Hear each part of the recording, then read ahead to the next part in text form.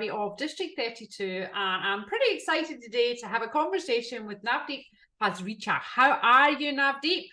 I have a big smile on my face, Lorraine. Just your energy, what we're creating together with District 32. Ooh, it's infectious. It is, and I absolutely love your hoodie there. Thank It is you. fabulous. Yeah, it's fabulous. Need to get myself one. So the reason we're talking today is because you're going to present for one of our big events on the Gold Coast. And I'm really super excited about this. Now, your speciality, your genius is all around public speaking. And you're going to share some real magic, some real gems during that presentation. But today, what I'd like the audience to know is I'd like to lean in a little bit more into who Navdeep is, who you are, what's your story, and why is it important that people come and see you and hear this information? So over to you, Navdeep. How did you end up in public speaking? What's your story? Thank you so much, Lorraine. I appreciate it. I wonder if you've ever watched a movie where a mother tells somebody that their child, the mother's child, they say, you know what, my child is different. Now, sometimes my parents used to say it in that tone, he's different. And other times I feel they don't tell me, but they used to say it in a very different tone, Lorraine. He's different. Yeah.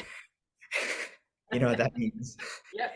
And what I know now that I didn't know then, Lorraine, is that God, source, universe, energy, whatever you want to call it, actually gave me this gift called Asperger's autism. Asperger's autism. And so what this means, Lorraine, is that, we're all born, when we're born, we're all installed with a set of apps. Yep. On iPhone.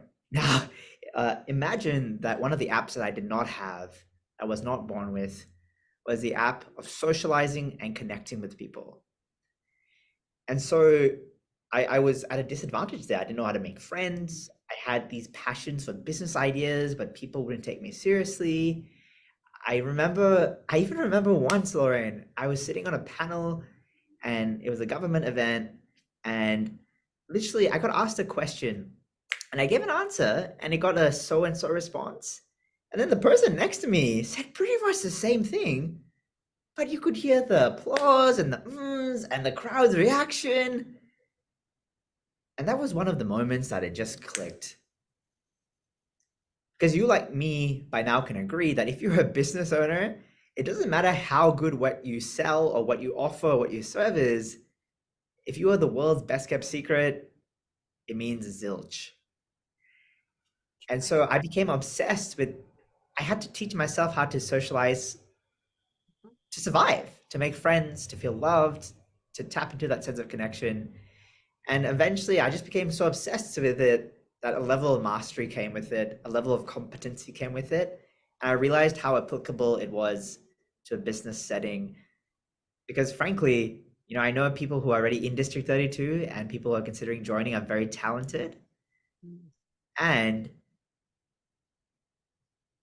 the people who change the world the most typically are very, very, very good at public speaking and being on stage.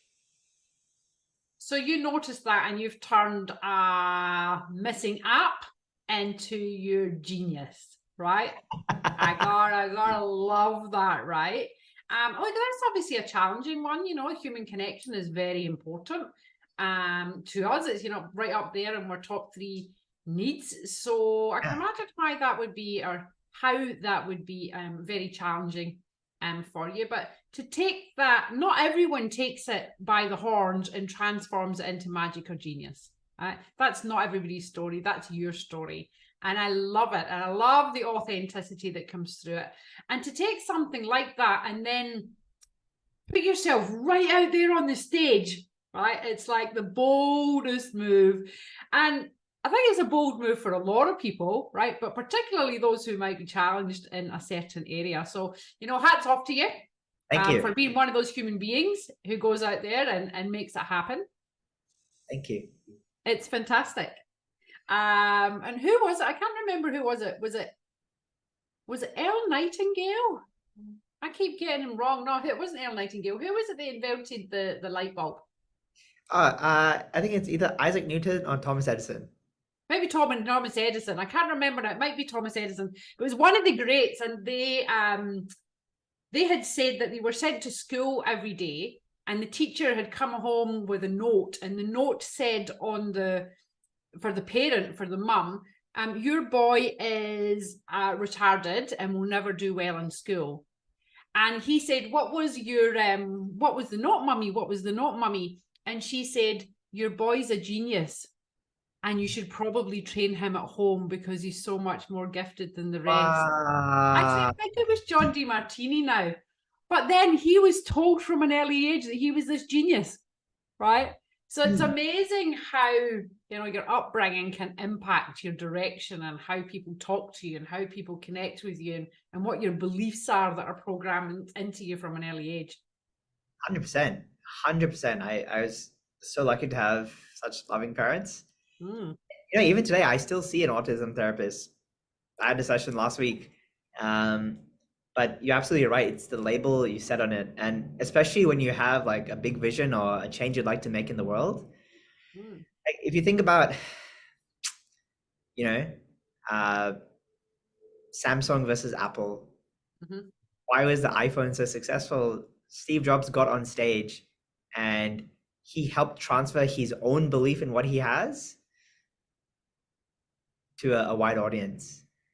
And so many business owners I see, step one is cultivating the belief within themselves, but step two is actually imparting and spreading that belief about what it is they serve. So what you're saying about beliefs is not only important for ourselves, but also our success in business, I believe. Absolutely. And as we know, it's the best marketer who wins, not the best service provider. So I'll bring that back into the public speaking, or else I'll go on a rant, right? So you're going to speak with us. Thank you for sharing your story, right? You're going to get on stage and you're going to share with us tips around dissolving objections before they arise. You're going to talk to us about captivating an audience in the palm of your hand, and then also tapping into the magic of unshakable certainty. Now, Navdeep, tell us, please, why is it absolutely essential that business owners nail this stuff? Why do they have to come and see you? Yeah, thank you so much for asking, Lorraine. Yeah, ultimately, it's a hack to a very, very spicy competitive advantage. I like that. Spicy. Yeah. Let's say that you have somebody who is a brilliant lawyer, somebody who's a brilliant technology person, maybe they're brilliant in a different service or creative industry, right? How does the marketplace know this? Here's the thing. Anybody can run ads, anybody can run promotional materials, anybody can engage a sales strategy, all of it. These things have become commoditized. Anybody can do it. I'm not saying anybody can do it well, but you can pay and you can get it done. But one thing that stands the test of time, regardless of the platform, regardless of the strategy, regardless of the avenue, is your ability to public speak and influence at mass.